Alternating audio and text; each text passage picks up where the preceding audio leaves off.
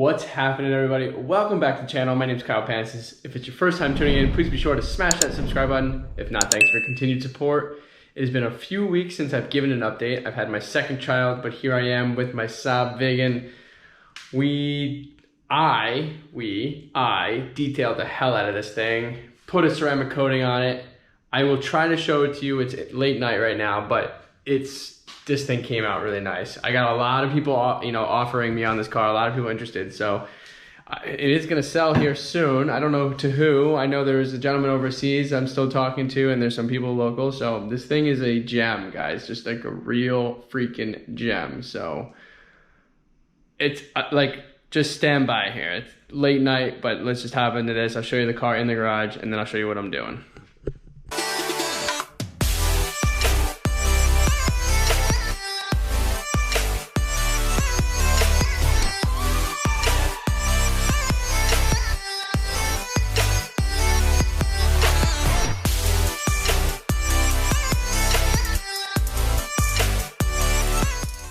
All right, you guys can just see the glossiness in the garage. I mean, ceramic coating, this literally feels like the car just came off of the showroom. It has that smoothness to it, you know what I'm saying? Just perfect all the way around. Obviously some slight age showing, in certain areas like this. Just needs to be probably restored or replaced. It's the only handle like that. But the rest of it is really clean. A couple things here and there, but overall, as we've shown in the previous videos, this thing is a gem, just a pure gem. So I'm giving you guys an update on this video. We talked about this engine being rebuilt. I think, so there was some oil leaking from the valve cover just a little bit, and I think it was because certain bolts were tightened more than others, just based off of just removing it. But I removed the valve cover. I don't need to show you how it's done. I've done a million videos of that, and it's really straightforward. But here it is. You guys can see the inside of this engine. We talked about it being rebuilt with Wasner pistons. You guys can see we also have the evidence here of the new chains. You guys can see the new chains there and all of that. It looks brand new, really nice and clean. Fresh oil. So we're just gonna wipe this up. I'm gonna remove the old gasket there. You guys can see it, and replace it. And go from there. But yeah, this thing's a gem. Really, really nice under here. So that's the update for you. I'm gonna put this back together, and then in the next clip on this video, I'll give this thing a test run and show you the outside of the car, and we'll go from there. So stay tuned, guys. Hope you enjoyed. All right, guys, so here's the final walk around on this thing. Thing is absolutely gorgeous. It is near perfect, in my humble opinion. A couple little flaws here and there, but for a 23-year-old car, I would say this thing is pretty near perfect. Unbelievable the way the ceramic coating came out. You guys can see the nice reflections off of the paint. Body lines are straight.